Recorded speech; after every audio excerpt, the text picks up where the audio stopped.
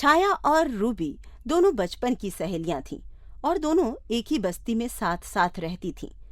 उन दोनों की दोस्ती पूरी बस्ती में मशहूर थी। जहां छाया काले रंग की थी, वहीं रूबी गोरी चिट्टी थी। और देखते ही देखते दोनों सहेलियां अब जवान हो चुकी थीं। उनके घर वाले उनके लिए रिश्ते तलाश कर रहे थे। एक दिन छाया के घर उसे देखने के लिए लड़के वाले आए हुए थे। इस बात की खबर रूबी को बिल्कुल भी नहीं थी। तभी वो भी वहां पर आ जाती है। अरे बहन जी, आपकी इतनी सुंदर गोरी लड़की है, फिर आप मुझे ये काली लड़की क्यों दिखा रही हो? नहीं नहीं बहन जी, मेरी तो बस एक ही बेटी है और वो भी यही है, छाया। बुरा मत मानना बहन, छाया नाम बिल्कुल सही रखा है आपने अपनी बेटी का। जिस पर भी पड़ेगी बस अंधेरा ही अंधेरा कर देगी। और ये बात सुनकर छाया रूबी की तरफ देखती है। रूबी उन लोगों की बात सुनकर मुस्कुरा रही थी और ये बात छाया को बुरी लग जाती है। उन दोनों के चले जाने के बाद ये आए थे तुझे देखने के लिए। अरे, खुद की शक्ल देखी थी उसने जो तेरे अंदर कमियां देख रहे थे। छाया, तू परेशान मत हो, एक दिन कोई राजकुमार आएगा तुझसे शादी करने के लिए। राजकुमार आए या भिखारी आए, लेकिन जब तू आएगी तो मेरा रिश्ता कभी तय नहीं होने वाला। देखा था मैंने, जब वो लोग मेरा मजाक उड़ा रहे थे तब तेरे चेहरे पर क्या मुस्कुराहट थी। तुझे बहुत घमंड है ना अपने गोरे होने का। ये तो क्या कह रही है छाया? मैंने तो ऐसा कभी नहीं सोचा।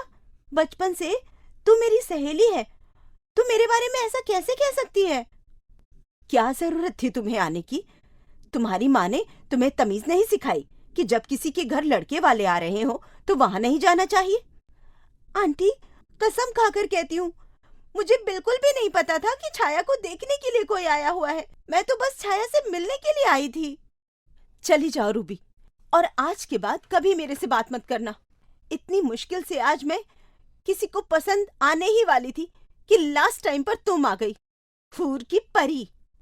रूबी को समझ में नहीं आ रहा था कि आखिर गलत क्या हुआ है। वो तो बस छाया से मिलने के लिए आई थी, लेकिन इस एक बात से उन दोनों सहेलियों के बीच का रिश्ता टूट गया। दोनों एक ही बस्ती में एक दूसरे को देखे बिना इधर उधर निकलने लगीं। पर कभी कभी रूबी सोचती थी कि आखिर छाया ने उसे ऐसा क्यों कहा, क्यों नहीं उसकी बात सुनी। और इसी बीच एक दिन रूबी को देखने के लिए भी लड़के वाले आते हैं। बहन जी, मैं तो बहुत खुश हुई। आपकी बेटी सचमुच में बहुत सुंदर है। हमें तो बस ऐसी ही बहू चाहिए थी। हमारी तरफ से तो ये रिश्ता पक्का समझिए। हमारी तरफ से भी, हमें भी आपका बेटा बहुत अच्छा लगा। इस तरह रूबी की शादी अशोक से तय हो जाती है। रूबी की माँ मिठाई लेकर जब छाया के घर जाती है। मुबारक हो तुम्हें, तुम्हारी बेटी ने मेरी बेटी का तो रिश्ता होने नहीं दिया और अपने रिश्ते की खुशी में मिठाई भिजवा दी। ये तुम क्या कह रही हो छाया की माँ? मेरी रूबी ने ऐसा कब किया? ये तो जाकर अपनी रूबी से पूछो। और फिर रूबी की माँ वहां से चली जाती है। रूबी उस दिन की सारी बात अपनी माँ को बता देती है। ये लो, मैं तो खुशी में मिठाई लेकर गई थी। मुझे क्या पता था कि वहां से ऐसी बातें सुनने को मिलेंगी। खबरदार, जो आज के बाद कभी उन लोगों से वास्ता रखा। तभी वहां पर रूबी के पापा आ जाते हैं। भाई, क्या बातें हो रही हैं माँ बेटी में? है किससे वास्ता खत्म किया जा रहा है? और रूबी की माँ एक की दो, दो की चार लगाकर अपने पति को बता देती है। अरे भाई, अपनी काली लड़की को नहीं देखा है? भला कौन करेगा उससे शादी? हमारी रूबी तो भगवान की दुआ से बहुत सुंदर है। देखो, अरे देखो तो कैसे अच्छी जगह रिश्ता तय हुआ है। रहने दो, ऐसे लोगों से तो कोई वास्ता रखना ही नहीं चाहिए।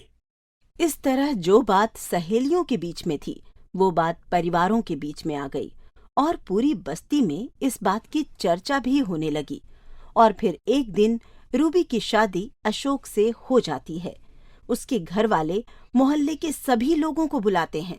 बस छाया के परिवार को नहीं बुलाते।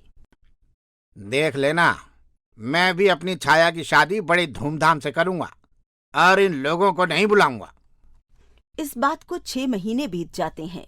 एक दिन छाया के पिताजी काम से लौट रहे थे कि वो देखते हैं कि एक लड़का बाइक पर जा रहा है और पीछे से गाड़ी ने टक्कर मारकर गाड़ी को स्पीड में वहां से निकाल लिया। घायल लड़के को देखकर वो भागकर वहां जाते हैं और उसकी मदद करते हैं। आपका शुक्रिया अंकल, उसने तो लगभग मुझे मार ही डाला था। हाँ बेटा, देखा मैंने, सारी गलती उस गाड़ी वाले की थी। अरे तुम्हें ज्यादा चोट तो नहीं आई है? नहीं नहीं अंकल, मामूली सी खरोंच आई है। हाँ, बाइक का नुकसान हो गया है, घर पर डांट पड़ेगी। और तभी उधर से गुजर रही छाया अपने पिताजी को देखकर वहां आ जाती है। क्या हुआ बाबा, क्या इनसे लड़ाई झगड़ा हो गया है? अरे नहीं नहीं बेटे, इस लड़के को तो गाड़ी वाले ने टक्कर मार दी थी। मैं तो बस थोड़ी मदद कर रहा था। हाँ, लेकिन तुम यहाँ क्या कर रही हो बेटी? माँ ने कुछ सामान लाने के लिए भेजा था। आप ठीक तो है ना? ज्यादा चोट तो नहीं आई ना? नहीं नहीं, मैं बिल्कुल ठीक हूँ। हाँ, मामूली सी खरोंच है बस। अब मैं घर चला जाऊंगा। अंकल, आप यहीं कहीं रहते हैं क्या? हाँ बेटा, ये पास में जो बस्ती है ना, हम वहीं रहते हैं। अच्छा, चलता हूँ बेटा। सुनो, अपना ध्यान रखना। फिर छाया अपने बाबा के साथ घर आ जाती है और वो लड़का छाया के काले रंग को ना देखकर उसकी मधुर आवाज, उसके लंबे बाल और जिस तरह उसने उसका हालचाल पूछा, उस पर फिदा हो जाता है। थोड़े फासले पर वो बाइक चलाते हुए उन बाप बेटी को उनके घर जाते हुए देख लेता है। भाई, लड़की सांवली है लेकिन सचमुच में बहुत ही सुंदर है और कितनी सादी है और ख्याल रखने वाली भी। और फिर वो छाया के बारे में सोचता हुआ घर पहुंच जाता है। क्या हुआ देवर जी, किन ख्यालों में गुम हो? चाय बनाकर लाऊं क्या? भाभी, एक लड़की पसंद आई है, आप ही की बस्ती में रहती है। मेरी बस्ती की है? कौन लड़की है? क्या नाम है? कहाँ रहती है? बताओ मुझे। भाभी, उनके बारे में मैं कुछ भी नहीं जानता हूँ। बस हाँ, मैंने उनके घर को देखा है, आपके घर के आसपास ही है। भाभी, एक बात बोलूं? वो लड़की मुझे ना बहुत अच्छी लगी। तुम माँ से बात करो ना। अरे, माँ से बात मैं तब करूंगी ना जब तुम मुझे लड़की के बारे में कुछ बताओगे। मेरी बस्ती में रहती है आप? अरे, मेरी बस्ती में तो बहुत सुंदर सुंदर लड़कियां रहती हैं। अरे नहीं भाभी, सुंदर तो वो बहुत है। अभी राहुल आगे कुछ बोल पाता तभी वहां पर रूबी की सास आ जाती है। सुनो रूबी, मेरे मामा की बेटी की शादी है, मैं तो जा नहीं पाऊंगी। सोच रही हूँ तुम और अशोक वहां चले जाओ। ठीक है मम्मी जी, हम लोग चले जाएंगे। देवर जी, आप भी चलेंगे क्या? ये कहकर उसकी सास वहां से चली जाती है। नहीं भाभी, बहुत जा चुका औरों की शादी में। अब तो बस मैं अपनी ही शादी में जाना चाहता हूँ। वहां से आने के बाद माँ से बात करोगी ना? एक हफ्ते बाद जब रूबी वहां से वापस आती है तो उसका देवर उसके पीछे पड़ जाता है और फिर वो अपनी माँ और भाई और रूबी के साथ उसकी बस्ती में जाता है। लेकिन जब छाया का घर रूबी देखती है तो हैरान हो जाती है। अरे देवर जी, ये तो मेरी बचपन की सहेली छाया का घर है। आपने इससे पसंद किया है? काली कलूटी को? और वैसे भी हम लोगों के बीच में आपस में बातचीत नहीं है। क्या उसका नाम छाया है भाभी? और वो आपके बचपन की सहेली है? फिर सहेलियों के बीच में इतना मनमुटाव कैसे हो गया? ऐसे वहीं पर खड़े खड़े रूबी सारी बात बता देती है। देखो भाई, तुम दोनों को गलतफहमी हुई है। उसने कुछ और सोचा और तुमने कुछ और सोचा। तुम इस गलतफहमी को खत्म करके अपनी दोस्ती को फिर से बहाल कर सकती हो।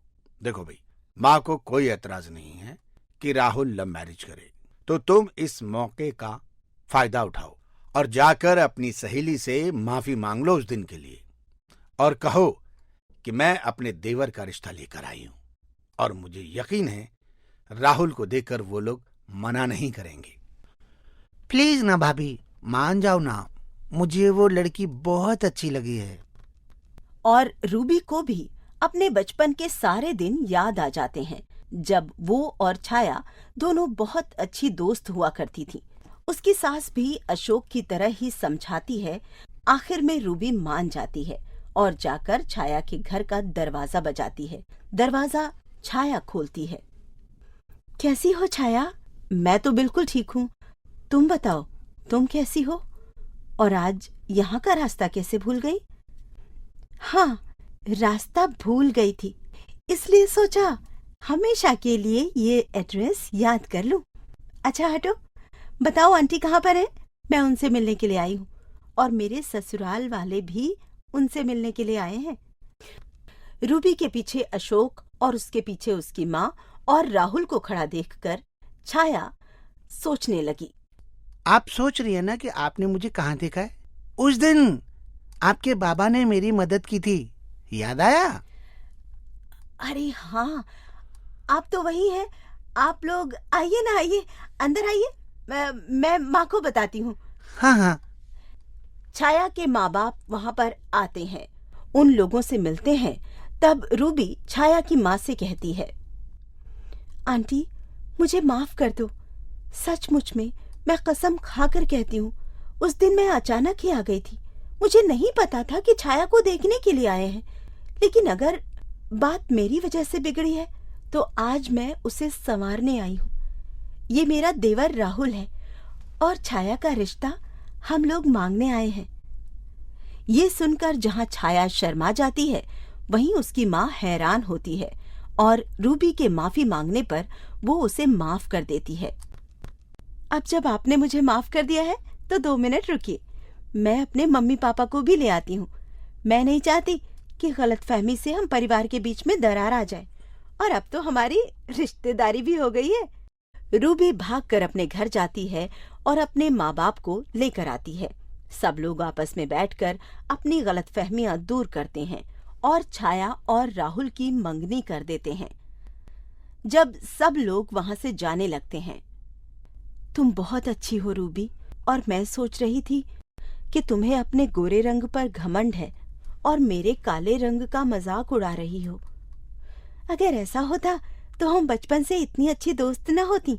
पुरानी बातों पर मिट्टी डालो छाया और मेरी देवरानी बनने के लिए तैयार हो जाओ। दोनों सहेलियां हंसने लगती हैं। फिर कुछ दिनों बाद ही राहुल और छाया की शादी हो जाती है। इस तरह बचपन की सहेलियां एक बार फिर इकट्ठी हो जाती हैं। सुरेश साइकिल पंचर बनाने का काम किया करता था और उसी से अपना और अपनी 2 बहनें काजल और प्रिया की देखभाल भी करता था। माता पिता के जाने के बाद सुरेश ने पूरी जिम्मेदारी अपने सर पर उठा ली थी और साइकिल पंचर बना बनाकर वो अपनी दोनों बहनों को एक अच्छे कॉलेज में पढ़ने के लिए भेजा करता था। ऐसे ही एक दिन सुरेश काम करके अपने घर पर आता है, तभी वो अपनी घड़ी में टाइम देखता है। अरे शाम के 4 बज गए, लेकिन अभी तक दोनों बहनें नहीं आई। ये काम करता हूँ, मैं खुद उन दोनों को लेने के लिए कॉलेज जाता हूँ। सुरेश अपनी दोनों बहनों को लेने के लिए कॉलेज चला जाता है।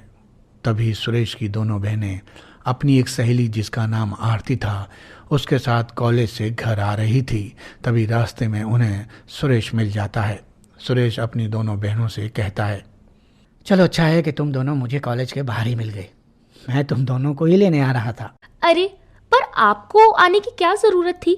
हम दोनों आ जाते हैं ना। अब हम कोई बच्चे थोड़ी ना है कि हम कॉलेज से घर वापस नहीं आ सकते। अरे नहीं प्रिया, ऐसी कोई बात नहीं है। बस मुझे तुम दोनों की चिंता होने लगती है। बाकी अब जब मैं यहाँ आ ही गया हूँ तो चलो साथ में घर चलते हैं। दोनों बहनें अपने भाई के साथ घर आ जाती हैं। घर आने के बाद दोनों बहनें साथ में मिलकर खाना बनाने लगती हैं कि तभी सुरेश के फ़ोन पर उसकी एक बुआ का फ़ोन आता है। अरे सुरेश, और क्या हाल चाल है तुम सबके? नमस्ते बुआ जी। हम लोग तो ठीक हैं, आप बताइए कैसे याद किया आपने? सब ठीक तो है ना? हाँ हाँ, सब कुछ ठीक है। वो मैं ये कह रही थी कि अब काजल भी बड़ी हो चुकी है और मेरी बात मानो तो अपनी बहन की शादी करा दो। अरे बहुत पैसे वाले हैं वो लोग, 2 लड़के हैं उनके। उन्हें बस लड़कियां समझदार चाहिए। और मुझे लगता है कि तेरी दोनों बहनें बहुत समझदार हैं और दिखने में सुंदर भी तो हैं। कहे तो मैं बात करूं? अरे बुआ, तुम तो जानती ही हो कि मैं साइकिल का पंचर लगा लगा कर जैसे तैसे अपना गुजारा कर रहा हूँ। और अगर मैं एक अमीर घर में अपनी बहनों की शादी करूँगा तो मुझे उसी हिसाब से शादी की व्यवस्था भी तो करनी पड़ेगी ना, क्योंकि सबकी अपनी अपनी प्रतिष्ठा होती है। अरे बेटा, तू उसकी चिंता क्यों करता है? तुझे पता है, एक बार अगर तू लोगों से मिलेगा ना, तब तुझे पता चलेगा कि वो लोग कैसे हैं। अरे माना कि वो लोग बहुत पैसे वाले हैं, लेकिन उनका व्यवहार बिल्कुल एक आम इंसान की तरह है। उन्हें सिर्फ और सिर्फ संस्कारी और समझदार बहू चाहिए अपने घर के लिए।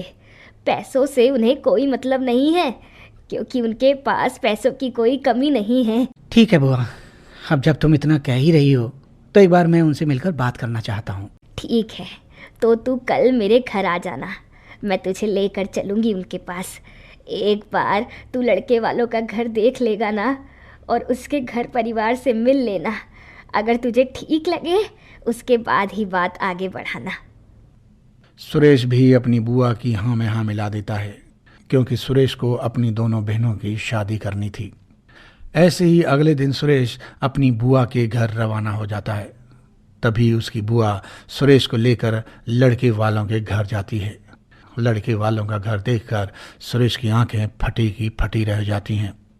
लड़के वालों का घर काफ़ी बड़ा और सुंदर था। सुरेश घर में जाता है, जहां लड़के के पिता मोहन सिंह पूरे आदर सत्कार के साथ सुरेश का स्वागत करवाते हैं और पूरे मान सम्मान के साथ उसे बैठने के लिए कहते हैं। आओ बेटा बैठो। तो बताओ बेटा, क्या लोगे, चाय या कॉफ़ी? कुछ नहीं अंकल जी, बस आप मुझे 1 गिलास पानी दे दीजिए। अरे भाई, इतनी दूर से आए हो तुम, सिर्फ 1 गिलास पानी ही पियोगे क्या? रुको, मैं अभी तुम्हारे लिए कुछ मंगाता हूँ। नौकर को आवाज़ लगाकर। अरे राजू, जरा मेहमानों के लिए चाय, समोसे और मिठाइयों का इंतजाम तो करो। अच्छे से खातिरदारी करनी है भाई मेहमानों की। अरे अंकल जी, इतना सब कुछ मंगाने की कोई ज़रूरत नहीं है, आप मुझे बस 1 गिलास पानी दे दीजिए। अरे बेटा, कोई बार बार थोड़ा ही ना आता है। और खैर, ये सब छोड़ो, ये बताओ कि तुम्हारी बहनें करती क्या हैं? कोई फोटो लेकर आए हो अपनी बहनों की? सुरेश अपने मोबाइल में अपनी दोनों बहनों की तस्वीर मोहन को दिखाते हुए कहता है। जी अंकल जी, ये देखिए, ये मेरी बड़ी बहन है काजल, जिसने अभी हाल ही में ग्रेजुएशन किया है। और ये मेरी छोटी बहन है प्रिया। दोनों की उम्र में बस 1 साल का ही फ़र्क है। दोनों ने ग्रेजुएशन किया है और दोनों को सिलाई कढ़ाई सब कुछ आता है और खाना भी बहुत टेस्टी बनाती हैं मेरी दोनों बहनें। अच्छा, तो ये बताओ कि तुम्हारे माता पिता को गुजरे हुए कितना टाइम हो गया? सच बताऊं अंकल, तो जब मैं 15 साल का था तभी मेरे माता पिता मुझे छोड़कर चले गए थे, और तब से लेकर आज तक मैंने ही दोनों बहनों को इतना पढ़ा लिखा कर होशियार बनाया है। बस हाँ, भगवान से यही दुआ है कि उनकी शादी किसी अच्छे घर में हो जाए। तो काम क्या करते हो तुम भाई? मतलब घर कैसे चलता है तुम्हारा? वैसे तो मैं एक साइकिल पंचर बनाने वाला हूँ। आपके सामने बैठने की औकात भी नहीं है मेरी, तो अभी भी मेरे हाथ बहुत कांप रहे हैं अंकल। समझ में नहीं आ रहा कि क्या करूँ। वो तो बस बुआ ने जिद किया तो मैं आ गया। कोई बात नहीं, वैसे मुझे तुम्हारे जैसे मेहनती और ईमानदार लोग ही पसंद आते हैं। तुम चाहते हो तो अपनी जिम्मेदारियों से पीछे भी भाग सकते थे, लेकिन तुमने वैसा नहीं किया। बहुत ही कम उम्र में तुमने अपने साथ साथ अपनी बहनों का भी ख्याल रखा है। जिसका भाई इतना समझदार हो, सोचो उसकी बहनें कैसी होंगी। मोहन सिंह बहुत ही समझदार आदमी था। उसे सुरेश से मिलकर बहुत अच्छा लगता है। ऐसे ही कुछ दिन बाद मोहन सिंह अपनी दोनों बेटों को लेकर सुरेश के घर जाता है। सुरेश के घर जाने के बाद मोहन के बेटे विजय और अजय को भी सुरेश की दोनों बहनें पसंद आ जाती हैं। इसलिए सुरेश अपनी दोनों बहनों की शादी मोहन सिंह के बेटों से कर देता है। शादी के बाद दोनों बहनों का रहन सहन पूरी तरह से बदल जाता है। ऐसे ही एक सुबह मोहन सिंह ने अपने घर में पूजा रखवाई थी, इसलिए वो इस पूजा में सुरेश को भी बुलाना चाहता था। तभी वो अपनी बड़ी बहू काजल से कहता है, अरे काजल बहू, मैं क्या सोच रहा था कि क्यों ना हम इस पूजा में सुरेश को भी बुलाएं। मेरे पास तो बहुत काम है, इसलिए मैं अभी कहीं बाहर जा रहा हूँ। तो तुम अपने भाई को फ़ोन करके पूजा में आने के लिए बोल देना, वो आएगा तो मुझे बहुत अच्छा लगेगा। इतना बोलकर मोहन सिंह वहां से चला जाता है। तभी काजल मुंह बनाकर अपनी बहन प्रिया के पास जाती है और कहती है, प्रिया, तुझे तो पता है ससुर जी ने क्या बोला है कि आज की पूजा में भैया को भी इनवाइट किया जाए।